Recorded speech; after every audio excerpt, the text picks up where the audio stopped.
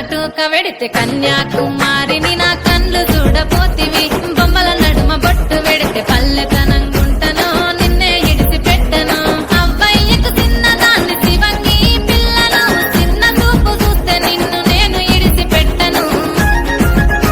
ఓ పిల్లగా అరరే ఓ పిల్లగా అమ్మో ఓ పిల్లగా వెంకటేశు చూడకపోతుంటవో కానకపోతుంటవో నా పిల్లగా వెంకటేశు చూడకపోతుంటవో కానకపోతుంటవో